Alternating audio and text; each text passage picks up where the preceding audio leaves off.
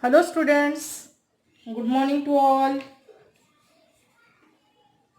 Let's discuss with the first chapter, that is matter in our surrounding. We have already discussed in the previous lecture that how the states of matter is changing from one state to other. I have told one activity to you, that is you observe the ice activity. Again I am showing the ice activity. See here, I have taken ice which is now going to the next state, that is it is going in the liquid state. Okay, and after some time it will go in the next step if heat is provided or temperature is provided.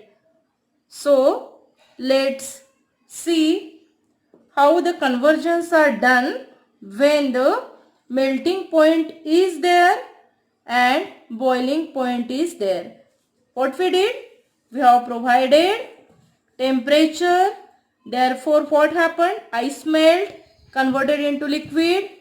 Then again we have provided temperature, and to the liquid we have boiled, and lastly we are getting water vapors. So let's see what is melting point and boiling point. First, look at the definitions. The temperature at which solid melts to become liquid at the atmospheric pressure is called its melting point. What is melting point? If you are melting the solid and it is going in the liquid state at the atmospheric pressure is called its melting point. Now boiling point, which is related to the liquid one, what is that? The temperature at which the liquid starts boiling at atmospheric pressure is known as boiling point. What happened?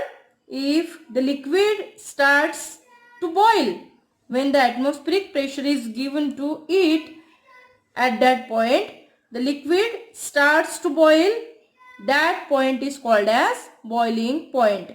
Now related to the heat, there are again two definitions called as latent heat of fusion and latent heat of vaporization.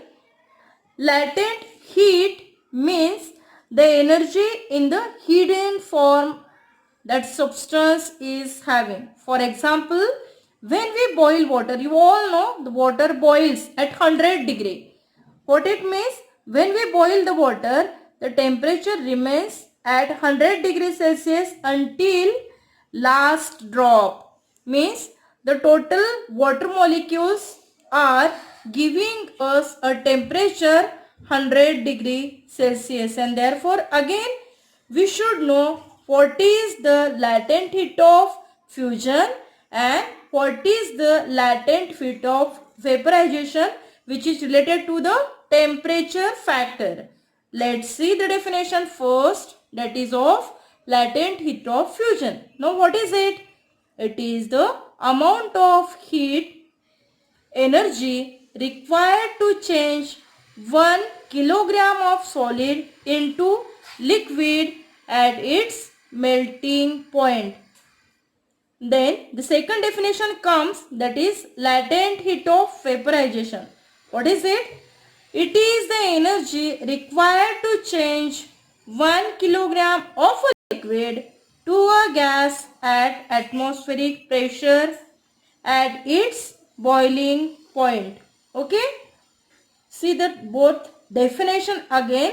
Here in the first definition, 1 kg of solid is going to convert into liquid, and here 1 kg of liquid is converting into a gaseous state at the atmospheric pressure. Now there are some units given according to the IUPAC nomenclature. What is the meaning of IUPAC? It is a system, or it is a units given by the IUPAC. IUPAC means the International Union for Pure and Applied Chemistry, which has set some standard parameters of units. The temperature and pressure, that is STP. What is the meaning of STP? S for standard, T for temperature, and P for pressure. Now, if you are thinking the melting point, boiling point, the temperature factor is important, and also the pressure word we have used in the definition. Therefore, we should know the units of it, and therefore, according to the IUPAC nomenclature, the units are given to us and called as standard temperature and pressure units. The standard terms for temperature or standard temperature given according to the IUPAC nomenclature is 273.15 Kelvin, that is equivalent to the 0 degree Celsius. And what is the standard pressure? It is equivalent to 1 bar, that is 10 raised to power 5 Pascal. And according to the standard conditions, we are using we have also used the standard parameters for the pressure, that is atmospheric pressure, that is 1 atm it is called as, and it is equivalent to 1.013 bar. We can measure temperature by using the same different units. For example, degree Celsius, Kelvin and Fahrenheit. These are related to each other. I have given one formula for that. Kelvin, how to calculate the Kelvin, how to calculate the Fahrenheit temperature. If the degree Celsius is given to you, see the formula. You can calculate the Kelvin temperature if the degree Celsius is given to you. Kelvin is equal to degree Celsius plus 273.15 and Fahrenheit is equal to 9/5 into whatever the degree Celsius given to you plus 32. For example, the question given is convert these, whatever the degree Celsius, you are giving degree Celsius and you have to convert the degree Celsius into Kelvin, and therefore you are going to use the formula, that is Kelvin is equal to whatever the degree Celsius given to you plus 273.15, and therefore Kelvin, if 75 degrees Celsius you want to convert into Kelvin, therefore Kelvin is equal to 75 plus 273.15, that is equal to 343.15 Kelvin. Again, the second example I have put, that is 50 degrees Celsius you want to convert into Kelvin, that is therefore apply formula, that is K is equal to whatever the degree Celsius given, that is 50 plus 273.15, that is equivalent to the 323.15. Now these all are the temperature parameters. If you want to see the pressure, what is the effect of pressure on the gaseous state, then what you have to think, that if we are applying pressure on the gas, it will convert into itself in the liquid. If you are applying pressure on the liquid, itself convert into a solid. Applying pressure and reducing temperature, we can liquefy gases. Why the liquefaction is done? It is due to the high compressibility and large volume of gas which can be compressed into a small cylinder and transported easily. For example, LPG, CNG, you already well known about these words. What is it? LPG means liquefied petroleum gas. What is CNG? Compressed natural gas. Okay. They are filling, these gases are filled in a small cylinder. Okay. Then the next example you go through, that is solid CO2.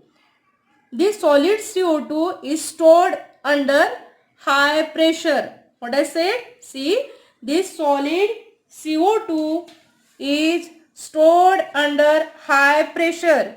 The solid CO2 gets converted directly into a gaseous state on decrease of pressure to 1 atm without coming in the liquid state, and this is the reason that solid CO2 is called as dry ice. Again, one of the good properties shown by the gases is diffusion. Why this property is shown by the gases? Because the gaseous particles are loosely packed. Force of attraction between the particles is very weak and the movement of that gaseous particle are fast. Very fast, you can say. A crazy movement is seen, and therefore one definition again comes called as diffusion. Now, in the diffusion, gases possess the property of diffusion, which is a spontaneous homogeneous intermixing of two or more gases. If two or more gases are going to mix with each other, it gives us property called as diffusion. Why this diffusion property we are taking here? The reason is that whatever the aroma reaches towards us in second, as the gaseous particles move at very high speed. For example, you can say I have given an example here. Incense stick. If incense stick is kept in one room, you can smell it in the other room also. Or if something is going on in the kitchen, that is food making or all, then we can smell